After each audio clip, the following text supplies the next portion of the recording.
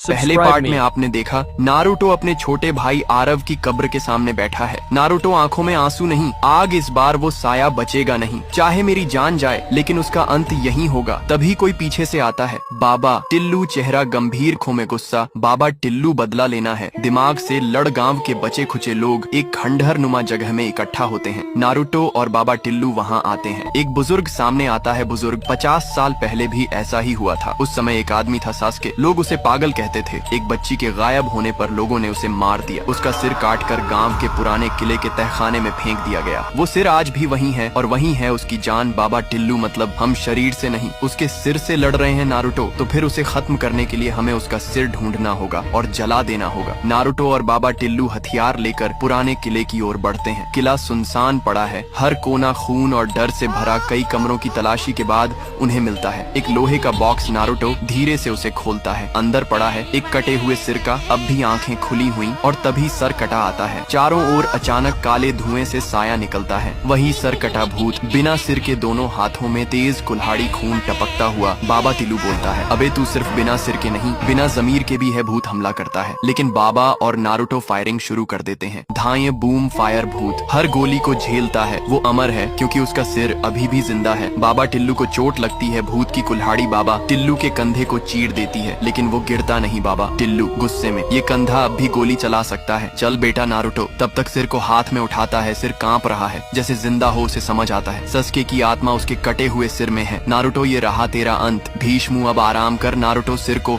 Fire grenade से जलाने वाला होता है। तभी सस्के की आत्मा की गूंजती हुई आवाज आती है, मैं निर्दोष था, उन्होंने मुझे मारा, मुझे इंसाफ चाहिए था, सिर्फ इंसाफ। तू निर्दोष था पर अब तू कातिल बन गया है, अब तुझे मुक्ति नहीं, अंत मिलेगा। वो सिर पर फायर ग्रेनेड फेंकता है। सिर जलने लगता है, पूरा किला कांपने लगता है। भूत तड़पता है, चीखता है और फिर हवा में उड़ जाता है। गाँव में पहली बार चिड़ियों की आवाज सुनाई देती है। न कोई दस्तक, ना कोई लाश। लोग नारुतो और बाबा टिल्लू को घेरे खड़े होते हैं। बाबा टिल्लू भूत नहीं, उसकी पूरी कहानी खत्म हुई और अब कोई डर नहीं। 2 महीने बाद नारुतो अब गांव छोड़ने वाला है। बाबा टिल्लू अब गांव का रक्षक बन चुका है। रात के 12 बजे ठक ठक ठक ठक एक घर के दरवाजे पर फिर दस्तक होती है। एक बच्चा बाहर आता है, कोई नहीं, लेकिन कोने में खड़ी एक लड़की दिखती है। बिखरे बाल, काली आंखें, होठों पर मुस्कान। लड़की धीरे से, सस्के तो निर्दोष था पर मैं नहीं। पार्ट 3 के लिए कॉमेंट कर।